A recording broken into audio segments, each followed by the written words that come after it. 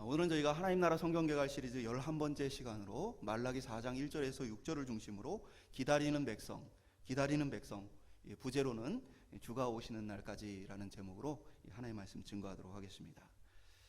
저희가 오늘 이제 구약 성경의 마지막을 살펴보게 되어집니다. 하나님 나라 성경 개발의 중심을 가지고 지금까지 구약을 살펴보면 인간은 하나님께 계속해서 반역하는 일들을 반복하고 하나님 그런 인간을 포기하지 않고 계속해서 자기 백성으로 삼아 하나님의 나라를 회복시키고자 계속 일하시는 모습을 살펴보게 되어집니다.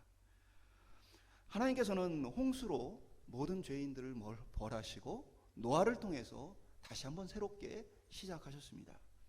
그럼에도 불구하고 노아와 그 후손들은 바벨탑을 지으며 하나님께 반역하는 모습을 보게 되어집니다. 하나님께서는 그 중에서 아브라함과 그 자손을 선택하셔서 가나안 땅을 약속하여 주셨습니다. 그러나 이들 역시도 이후에 출애굽의 가정 속에서 계속해서 반역하여서 광야에서 다 죽고 맙니다. 그리고 그들의 다음 세대, 그들의 자녀들을 통해서 가나안 땅을 정복하게 하십니다. 가나안 땅을 정복해 하나님의 나라가 또 온전히 서는 줄 알았더니 이스라엘 백성들이 계속해서 또 하나님께 반역함으로 다른 민족들에게 시달리는 모습을 보게 되어집니다. 하나님이 계속해서 그들을 구원해 주지만 그들의 반역은 멈추지 못합니다. 하나님께서 다윗을 왕으로 세우셔서 그 나라를 튼튼히 하고 하나님의 나라 공의를 보여주십니다. 그러나 그것도 얼마 가지 못해서 그의 후손들은 계속해서 반역하고 하나님의 백성들은 결국 나라가 멸망하기까지 이르게 되어집니다. 하나님께서는 그들을 멸망시키지 않고자 수많은 선지자들 보내 그들을 설득하고 돌이키려 하지만 그러나 목이 곧은 백성은 듣지 않습니다. 그리고 하나님께서는 결국 이들을 바벨론으로 포로로 끌려가게 하신 후에 그럼에도 불구하고 그들을 포기하지 않고 70년 후에 돌아올 것이다라는 약속을 주십니다. 그 약속대로 그들은 다시 돌아와 성전을 다시 재건하지만 나태함에 빠지게 되어지고 또 불신앙에 빠지게 되어집니다. 우리가 지난 시간 살펴봤던 느헤미야와 같은 이들을 통해서 다시 백성을 돌이키고 회복시키는 일들을 하나님께서 하십니다. 오늘 우리가 읽은 이 말라기서는 말라기라는 선지자의 기록입니다. 그 사람은 느헤미야 시대에 활동했던 사람입니다. 말라기는 마지막 성경으로서 이 복음서가 시작되기 전까지 400년간 성경이 기록되지 않는 암흑기를 앞두고 있는 하나님의 마지막 말씀을 기록한 것입니다. 말락이라는 것은 천사를 가리킵니다. 그래서 이로 끝나는 것은 나의라는 뜻을 갖고 있어요. 그래서 말라기 하면 나의 천사라는 뜻을 갖고 있고 천사를 다른 말로 하면 하나님께서 보내신 자, 그래서 사자라고도 성경에 기록되어 있죠. 동물 사자 말고 보냄받은 메시지를 전달하는 사자. 그래서 말라기는 나의 사자라는 뜻을 갖고 있는 사람입니다. 어떻게 보면 구약 전체가 마치 모래성과 같아요. 해변의 모래성과 같이 하나님께서 하나님의 백성들을 모아 다시 하나님의 나라를 세우면 그러면 백성이 반역함으로 물거품이 되어 모든 것이 무너지는 것처럼 하나님 나라가 또 무너져 버리는 모습 보게 되어집니다. 이러한 하나님은 하나님의 나라를 세우기 위해 열심이고 하나님 백성은 끊임없이 반역하는 이 모습 속에서 하나님은 그럼에도 불구하고 자기 백성을 끝까지 사랑하시는 모습을 우리는 이 구약을 통해 보게 되어집니다. 그리고 이제 드디어 예수 그리스도를 보내시기 전 400년간의 침묵 가운데 어떻게 이 백성이 그 400년을 하나님의 약속을 믿고 기다릴 것인가, 그 기다림을 위한 말씀으로 오늘 이 말라기의 말씀을 전해 주십니다. 오늘 이 말씀은 예수 그리스도의 다시 오심을 기다리고 있는 우리에게도 어떻게 우리가 예수 그리스도의 다시 오심을 기다릴 수 있는가, 그리고 또 우리는 그 기다림의 과정 가운데 무엇을 해야 하는가, 오늘 말씀을 통해서 함께 살펴보기를 소망합니다. 첫 번째 한번 따라해 보겠습니다. 하나님을 떠난 세상 속의 백성. 오늘 본문 1절은 이렇게 기록합니다. 만군의 여호와가 이르노라, 보라 용광로 불같은 날이 이르리니 교만한 자와 악을 행하는 자는 다 지푸라기 같을 것이라. 그 이르는 날에 그들을 살라 그 뿌리와 가지를 남기지 아니할 것이로되. 하나님 먼저 여호와의 날 또는 주의 날이라고 기록된 바로 그때가 되어지면 하나님께서 심판하실 것에 대한 이야기를 먼저 하십니다. 그러나 이제 한글 성경에는 기록이 되어 있지 않지만 이 문장은 처음에 히브리어 키로 시작합니다. 이건 접속사예요. 그러니까 이 얘기는 앞에 있는 문장과 연결되어져요. 그럼 앞에 있는 3장 18절은 뭘 기록하고 있느냐? 하나님께서 의인과 악인을 구분하신다라고 기록하고 있어요. 그리고 그 후반절에는 의인은 누구냐, 악인은 누구냐라고 좀 더 구체적으로 얘기를 해주는데, 의인은 하나님을 섬기는 자고 악인은 섬기지 않는 자라고 정의하고 있습니다. 바로 그러한 이들을 위한 하나님의 심판과 구원이 4장 1절에는 심판을, 4장 2절에는 구원을 기록을 하고 있는 것입니다. 세상 사람들은 악을 행한다 또는 교만하다라고 얘기하는 이 단어가 우리가 성경에서 보는 단어하고는 사실 다른 의미를 갖고 있습니다. 그러니까 세상에서는 구원이 어디에 있어요? 선을 행하는 것에 있어요. 그러니까 세상은 인간이 할 수 있는 행동의 구원에 기준을 둡니다. 그게 세상이 사람이 만든 복음의 특징이에요. 그러나 하나님의 복음은 기준이 사람에게 있지 않고 하나님께 있어요. 그래서 성경은 뭐라고 기록한 거예요? 악을 행하는 자는 곧 뭐예요? 무슨 살인, 강도, 도적질을 한 사람들이 아니라 악을 행하는 자는 곧 하나님을 섬기지 않는 자라고 정의하고 있는 것입니다. 그리고 교만한 자 역시도 마찬가지입니다. 이 교만한 자라는 단어는 계속해서 이 출애굽기 과정 가운데 하나님을 계속해서 반역했던 바로의 태도를 가리키는 단어이기도 합니다. 완악하고 교만한 모습들. 그것은 무엇이냐? 하나님께 섬기지 않고 하나님의 말씀을 듣지 않는 마음을 이야기하게 되어집니다. 그러니까 우리가 성경에서 교만하다라고 얘기하면 남들을 깔보거나 잘난 척을 하거나 그런 성격을 얘기하는 게 아니고 하나님을 향해 섬기지 않는 태도, 그것을 교만하다라고 표현을 하고 있는 것입니다. 그럼 이 교만한 사람들은, 또 하나님을 섬기지 않는 사람들은 어떤 특징을 갖고 있냐면 말라기 3장 14절에서 15절에 구체적으로 그들이 하는 말을 기록하고 있어요. 이는 너희가 말하기를 하나님을 섬기는 것이 헛되니 만군의 여호와 앞에서 그 명령을 지키며 슬프게 행하는 것이 무엇이 유익하리요? 지금 우리는 교만한 자가 복되다 하며 악을 행하는 자가 번성하며 하나님을 시험하는 자가 화를 면한다 하노라. 그러니까 하나님을 섬기지 않는 자들은 뭐라고 얘기합니까? 하나님 섬기는 것은 헛된 일이다. 그건 슬픈 인생이다 라고 얘기를 해요. 그러면서 이들은 오히려 교만한 자, 하나님을 섬기지 않는 자들이 복을 받고, 그리고 하나님을 섬기지 않는 자들이 번성하게 되어지고, 하나님을 시험하는 자, 하나님을 오히려 조롱하는 자들은 화를 면한다. 그래서 화를 면한다 할 때 이 면한다라는 단어는 미끄러운 것을 잡다가 놓치는 것을 얘기해요. 그러니까 이게 뭘 얘기하냐면 하나님이 우리를 심판하러 붙잡으려 하실 때 어떻게 한다고요? 미끄러진다는 거예요. 그래서 우리는 안 잡힌다는 거예요.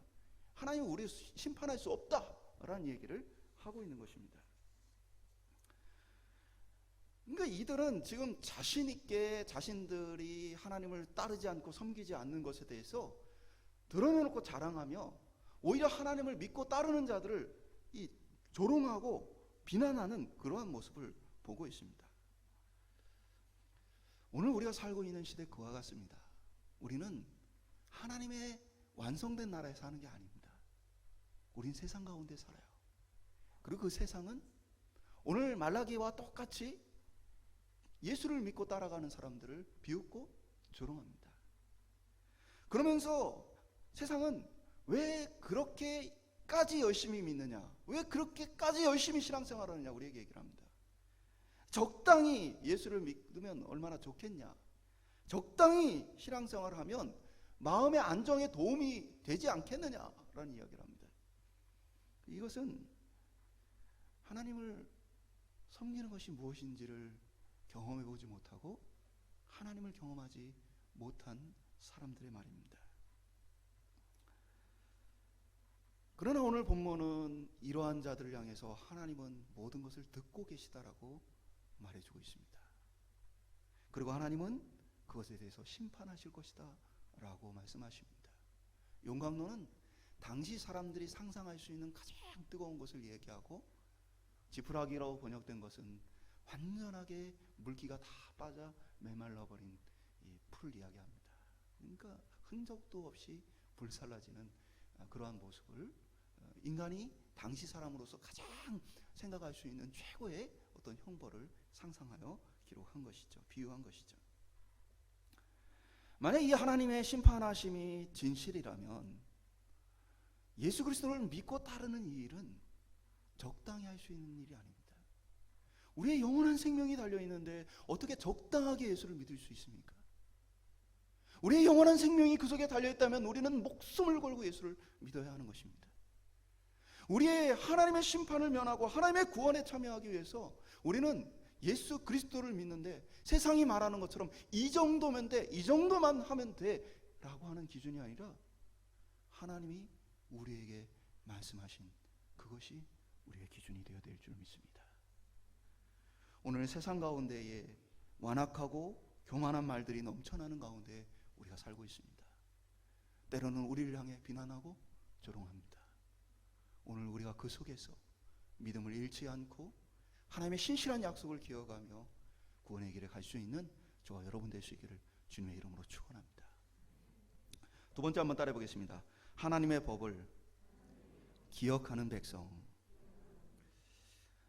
여호와의 날은 심판의 날만은 아닙니다. 2절은 이어서 내 이름을 경외하는 너희에게는 공의로운 해가 떠올라서 치료하는 광선을 비추리니 너희가 나아가서 외양간에서 나온 송아지같이 뛰리라. 의인을 향한, 하나님을 섬기는 자를 향한 2절의 표현은 똑같은 것을 여호와의 이름을 경외하는 자라고 표현했죠. 그들에게는 여호와의 날은 치유와 회복의 날이 되어집니다. 여호와를 경외하는 자들은 그렇다면 어떤 말과 어떤 가치관을 갖고 있는지 3장 16절에서 이렇게 기록합니다. 그때 여호와를 경외하는 자들이 피차에 말하며 여호와께서 그것을 분명히 들으시고 여호와를 경외하는 자와 그 이름을 존중히 여기는 자를 위하여 여호와 앞에 있는 기념책에 기록하셨느니라. 그러니까 이들은 하나님께서 모든 것을 세밀하게 지금 듣고 계시다. 그러니까 하나님께서 듣고 계심을 이들이 인정하기 때문에 어떻게 해요? 자신의 말하는 것, 행동하는 것, 마음가짐 모든 것 속에 하나님을 염두에 두고 살아가게 되어집니다. 마치 요셉이 그를 죄로 유혹하는 보디발의 아내를 향해서 내가 하나님 앞에서 죄를 지을 수 없다 라고 선언했던 것처럼 하나님을 경외하는 자들은 하나님을 염두에 두고 말하고 생각하고 행동하게 되어지는 거예요. 그러면서 또 한 가지 여호와께서는 그 모든 것을 기념책에 기록하신다라고 오늘 본문이 기록하고 있습니다. 이 기념책이 어떤 것일까? 어떤 분들은 요한계시록에 있는 생명책이 아니겠느냐 해석하는 분들도 계시지만 대부분은 이것을 인간의 삶에 대한 기록이라고 해석을 합니다. 왜 그러냐면 원어로 이 단어는 기억의 책이라는 뜻을 갖고 있어요. 그래서 이것은 이름이 아닌 여러 가지 사건들을 기록해 놓고 있다라는 원어 자체의 의미를 갖고 있기 때문에 대부분의 사람들은 기억의 책이다, 기록의 책이다 라고 해석을 합니다. 하나님은 우리의 죄에 대해서 용서하시고 그 죄를 기억하지 않겠다라고 히브리서를 통해 말씀해 주셨죠. 그러나 반면에 하나님은 오늘 말라기서의 말씀처럼 하나님을 경외하는 자들의 그 신앙의 삶과 고백에 대해서는 그것을 기록하여서 기억하시겠다라는 약속을 하십니다. 이것이 바로 하나님을 경외하는 사람, 하나님을 믿는 사람, 하나님을 따르는 사람의 삶의 가치관과 태도입니다.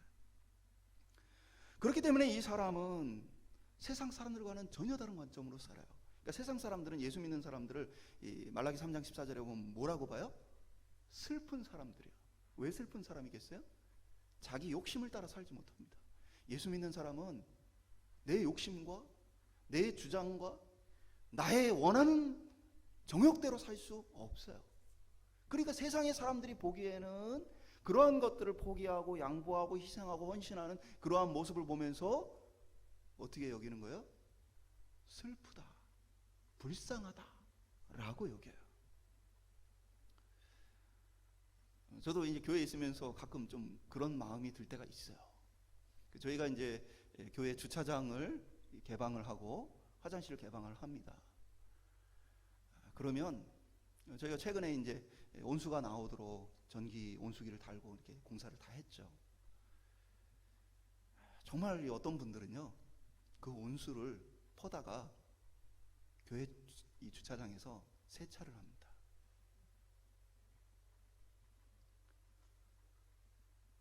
제가 전기세가 계속 나오는 걸 보면서 좀 마음이 속상할 때가 있어요. 그러니까 이게 선의로서 이렇게 마음껏 쓰시도록 했더니 이 그물을 퍼다가 세차를 하는 사람, 별의별 사람들이 다 있어요. 제가 아무 말 안 하는데요, 자기들끼리 싸워요.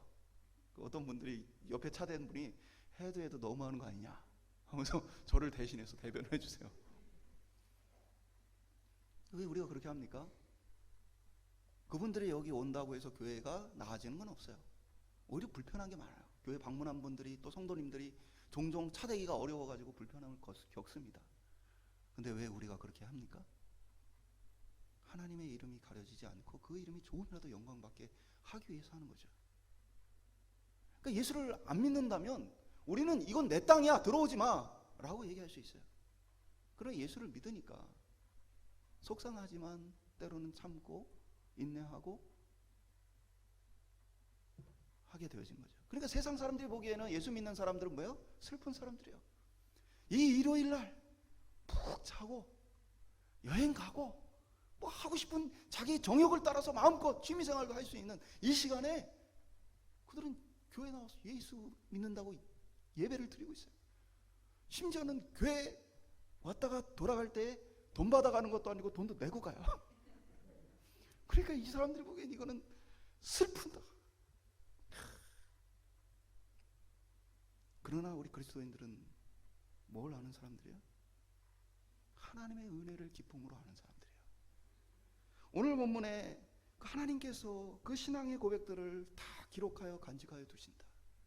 그러니까 예수 그리스도를 믿고 하나님의 그 상주심을 믿는 사람들은 뭐예요? 내가 오늘 참 슬프고 너무 힘든 일이 있는 중에도 예수를 나의 구주로 고백하며 그 믿음의 길에 설 때에 때로는 마음이 힘들고 어렵지만 또 한편으로 뭘 기대하는 거예요? 주님께서 오늘 나의 이 헌신과 나의 눈물을 기록해 두셨겠지. 그러면 인생의 방향이 전혀 다르게 보이는 거죠. 오늘 내가 이 고백을 주님 앞에 드렸어. 오늘 내가 이 고백을 주님 앞에 드렸어.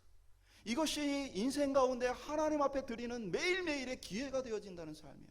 그래서 헌신이 즐겁고 섬기는 것이 즐겁고 하나님을 사랑하는 것이 우리에게 행복이 되어지는 거예요. 히브리서는 같은 고백을 하는데 히브리서 11장 6절은 믿음이 없이는 하나님을 기쁘시게 하지 못하나니 하나님께 나아가는 자는 반드시 그가 계신 것과 또한 그가 자기를 찾는 자에게 상 주시는 이심을 믿어야 할지니라. 하나님을 믿는 것은 하나님 계시다라는 것뿐 아니라 그가 믿는 자에게 상 주시는 것을 믿어야 한다라고 고백하고 있는 거예요. 그러니까 그리스도인들은 뭡니까? 내가 오늘 주님을 위해 희생하고 헌신하는 모든 것에 대해서 주님께서 나에게 상을 주시겠구나. 어린아이들을 격려하기 위해서 칭찬 스티커 같은 것을 줍니다. 그래서 표를 만들고 거기에 잘하는 행동을 할 때마다 스티커를 하나씩 줍니다. 그럼 아이들이 그 스티커를 모으는 즐거움으로 열심히 그 일을 하게 되어집니다. 선생님 말씀을 잘 듣게 되어집니다. 오늘 우리의 신앙이 그와 같아요. 하나님 상 주시는 분이세요. 그리고 오늘 우리의 헌신과 수고와 눈물을 다 기억하시며 그것들을 하나하나 기록하시는 분이세요. 그렇다면 오늘 우리의 삶은 뭡니까? 마치 어린아이가 칭찬 스티커를 하나하나 붙여가는 즐거움으로 기대감으로 살아가는 것처럼 오늘 우리는 하나님 앞에 기쁨으로 헌신하고 즐거움으로 헌신하며 주님 앞에 나아가는 것입니다. 저는 성도가 신앙생활하는 즐거움을 빼앗기지 않기를 소망합니다. 그래서 우리 교회는 강요하지 않는 교회, 교회 나오라고 강요하거나 헌신하고 강요하거나 헌금하라고 강요하거나 강요하지 않는 교회, 내가 자발적으로 하나님을 사랑함으로 섬김을 통해서 그 기쁨을 빼앗지 않는 교회, 그것이 저희 교회의 중요한 기준입니다.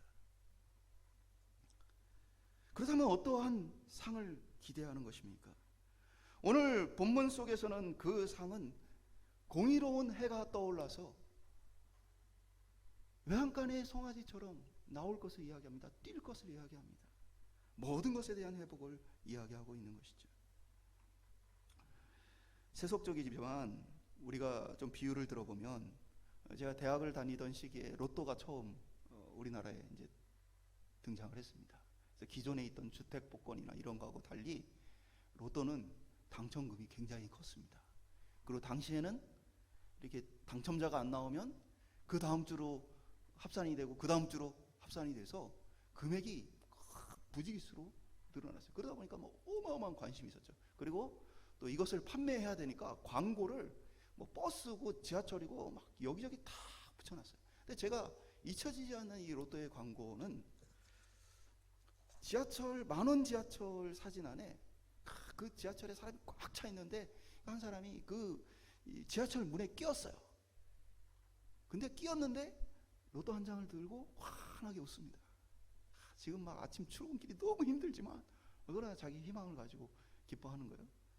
또 다른 광고 속에서는 직장 상사에게 막 꾸지람을 듣습니다. 근데 직장 상사는 막 화를 내고 있는데 꾸지람을 듣고 있는 직원은 로또 한 장을 들고 환하게 웃습니다. 마음껏 꾸짖어라. 학생도 그 공부하는 그 어려운 중에 로또 한 장을 들고 환하게 웃고 있어요. 세속적인 비유지만 뭘 나타내는 거예요? 더 큰 기쁨이 있으니까 슬픔이나 괴로움이나 어려움들은 묻혀버리는 거예요. 오늘 우리 그리스도인들의 삶이 그와 같은 것입니다. 하나님 안에서 더 큰 기쁨을 찾고 발견하니까 인생의 우리의 삶 가운데 어려움도 있고 슬픔도 있고 괴로움도 있지만 그것을 이겨낼 수 있는 것이에요. 우리가 수요일에 빌립보서를 함께 살펴보고 있는데 빌립보서에 어떤 기록이 있습니까? 사도 바울은 감옥에 갇혀 있습니다. 자유롭지 않습니다. 그러나 사도 바울이 자신은 기뻐한다고 말합니다. 그리고 성도들, 편지를 받아보는 빌립보의 성도들도 어려움 가운데 있습니다. 지금 고난을 받고 있습니다. 그런데 사도 바울이 뭐 하라고 권면합니까? 기뻐하라고 권면합니다. 왜 그렇습니까? 예수 그리스도 안에 있는 기쁨이 지금 우리가 당하는 고난보다 크다라고 고백하고 있는 것입니다. 이러한 하나님의 자녀들 향해 말라기 4장 4절은 너희는 내가 호렙에서 온 이스라엘을 위하여 내 종 모세에게 명령한 법 곧 율례와 법도를 기억하라. 무엇입니까? 그 기다리는 시간 동안 뭐 하라는 거예요? 하나님의 법과 말씀을 기억하고 지키며 살라는 거예요. 믿지 않는 자들이 보기에는 그것들을 지키며 사는 것은 슬픈 인생이에요. 자유롭지 못한 인생이에요. 그러나 하나님 안에 있는 이 백성은 그것을 통해 하나님이 기억하시고 하나님께서 마지막 날 알아주실 것들을 기대하면서 소망과 기쁨으로 은혜로 이 하나님의 말씀을 지켜 살아가는 것입니다. 오늘 저와 여러분이 하나님의 뜻을 기억하며 기쁨으로 순종하며 살아가는 삶을 살 수 있기를 소망합니다. 주님이 다시 오시는 그날까지 그 말씀을 기쁨으로 지키며 하나님 만나는 그날에 주님 내가 이렇게 살았습니다. 네, 이렇게 수고했습니다. 이렇게 달려왔습니다. 주님 우리의 눈물과 수고를 닦아주시고 안아주시는 하나님을 만나는 저와 여러분 되시기를 축원드립니다. 마지막으로 따라해 보겠습니다. 주가 오시기를 기다리는 백성. 하나님께서는 그날에 대한 약속을 주십니다. 여호와의 날에. 먼저 이제 구원에 대한 이야기를 하시는데 악인을 밟는다. 3절은 악인을 밟는다. 그들이 내가 정한 날에 너희 발바닥 밑에 재와 같으리라. 그러니까 하나님의 구원은 1차적으로는 우리의 육체와 영혼을 완전하게 거룩하고 영광스럽게 변화시키는 것을 얘기합니다. 그래서 이제는 죄가 없고 이제는 우리 안에 기쁨과 즐거움과 하나님과의 교제를 통한 충만함이 있는 그러한 회복을 이야기를 해요. 그러면서 그때가 되어지면 동시에 어떤 일이 있느냐? 바로 원수를 밟는 일이 생깁니다.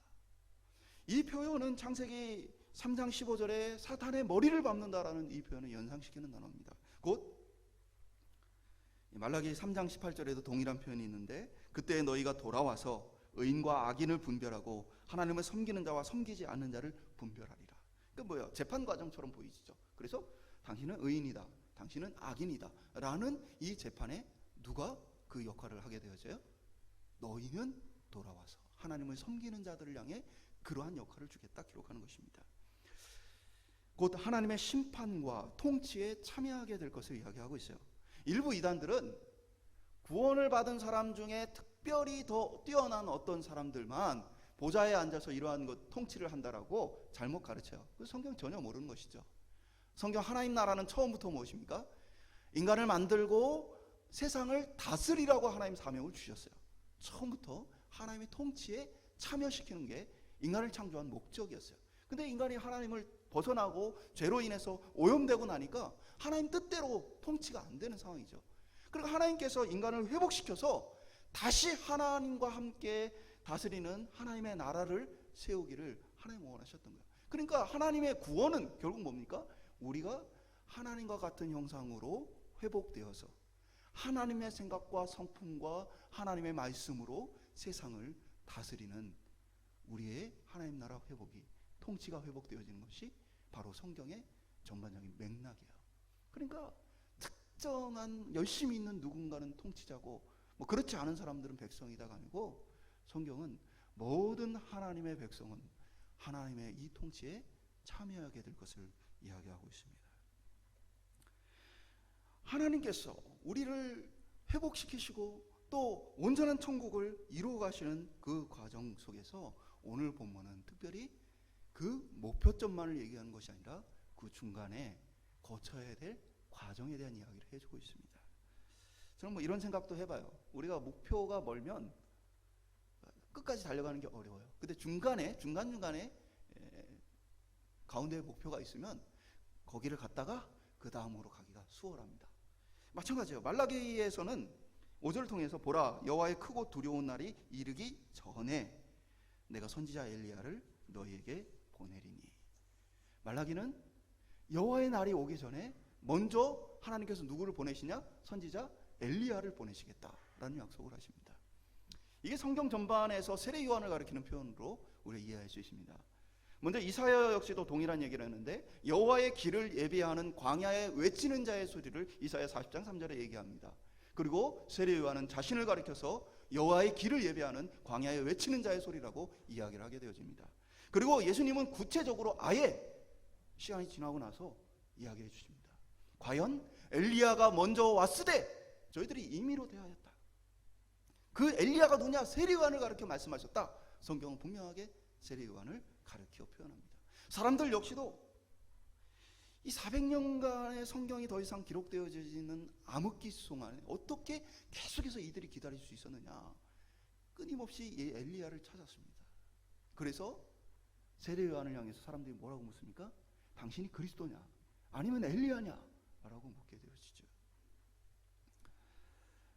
엘리야는 어떻게 보면 주님의 오시는 길을 예비하고 하나님의 백성들을 일깨우는 일을 합니다. 그리고 오늘 우리가 읽은 말라기 4장 6절은 구체적으로 그 역할이 무엇이냐? 그가 아버지의 마음을 자녀에게 돌이키게 하고 자녀들의 마음을 그들의 아버지에게로 돌이키게 하리라. 그러니까 엘리야의 사명은 뭐예요? 하나님의 마음과 하나님 백성의 마음을 서로 돌이켜 만나게 하는 것, 그것이 엘리야의 사명이에요. 세례 요한이 했던 일은 뭡니까? 회개하라. 천국 하나님의 나라, 여호와의 날이 가까이 왔다라고 선언하는 것을 통해서 회개를 통해 하나님과 하나님 백성이 다시 만나게 하는 역할을 했던 것이죠. 오늘 우리 역시도 언제 오실지 모르는 예수 그리스도의 다시 오심을 기다림을 하고 있습니다. 그렇다면 주님이 오시는 그 일을 누가 예비하고 있습니까? 누가 이 여호와의 길을 준비하고 있습니까? 오늘 이 시대의 엘리야는 누구입니까? 이 시대의 엘리야는 바로 예수 그리스도를 믿는 하나님의 백성들입니다. 예수님께서는 승천하시기 전에 뭐라고 말씀하십니까? 복음을 전하라고 얘기합니다. 복음이 온 천하에 전해지고 나서, 그리고 나서 내가 올 것이라고 얘기하십니다. 곧 주님이 다시 오시는 이 일을 누가 준비하느냐? 바로 나를 믿고 따르는 내 백성이 이 일을 준비할 것이다. 이들이 이 시대의 엘리야라고 말씀하시는 것입니다. 한번 따라해 볼까요? 오늘 내가 이 어두운 시대에 엘리야다. 오늘 우리가 이 시대에 등불이고 이 시대에 엘리야인 이유입니다. 오늘 우리가 세상 사람들은 우리가 열심히 전도를 하니까 우리가 뭐 전도를 해갖고 큰 유익을 보는 줄 알아요. 근데 전도를 열심히 하면 손해보는 게 더 많아요. 자존심 상하고요. 괜히 내가 다 이해하고 참아주려면 참 힘들 때가 많아요. 왜 우리가 손해보면서까지 그렇게 해요? 주님이 다시 오시는 날을 준비하라고 부름받았기 때문입니다. 우리의 유익을 위해서가 아니라 우리가 주님이 다시 오심을 열렬하게 기대하며 그 길을 예비하고 있기 때문인 것입니다. 우리가 준비하지 않으면, 우리가 전하지 않으면 어떤 일이 벌어질까요? 말라기 4장 6절의 끝부분은 이렇게 말합니다. 돌이키지 아니하면 두렵건대 내가 와서 저주로 그 땅을 칠까 하노라 하시니라. 이것은 우리의 생명만이 달려있는 일이 아닙니다. 우리 주변에 있는 수많은 사람들의 영적인 생명이 달려 있습니다. 그런데 우리가 때가 되면 믿겠지, 그렇게 아니라 할 수 있을까요? 여러분, 내가 언제 죽을지 모르는데 그렇게 아니라 할 수 있을까요? 우리의 사랑하는 이들도요, 언제 어떤 모습으로 죽을지 모릅니다. 나이가 적다고 해서 우리보다 더 오래 산다는 보장은 없습니다. 우리 안에서 그들을 향한 하나님의 마음과 그들을 건지고자 했던 구약의 끊임없는 하나님의 그 일하심이 우리 속에 나타나야 합니다. 오늘 저와 여러분이 이 시대의 소망과 엘리야로서 주의 복음을 증거하며 하나님께로 하나님의 백성들을 인도할 수 있기를 축원드립니다. 말씀 맺도록 하겠습니다. 우리는 불신앙의 시대 속에 살아갑니다. 말라기 시대와 마찬가지입니다. 우리는 주님을 기다리는데 이 시대가 함께 열심히 기다리고 있는 시대가 아닙니다. 기다리는 자들을 향해서 조롱하는 시대입니다. 비웃습니다. 너희들은 참 슬픈 인생을 사는구나, 미련한 인생을 사는구나, 하나님이 어디 있어, 그가 나를 심판할 수 없다. 사람들은 고개를 빳빳이 들고 교만 가운데 빠져 있습니다. 그러나 우리는 신앙의 기쁨을 아는 사람들입니다. 하나님이 우리의 눈물과 땀과 수고와 헌신을 다 기억하신다는 사실을 우리는 알고 있습니다. 무엇보다 우리가 하나님을 너무나 사랑하기 때문에 내가 사랑하는 그 하나님이 나를 기뻐하신다는 그것이 우리에게 그 어떤 것보다 큰 기쁨이 되어집니다.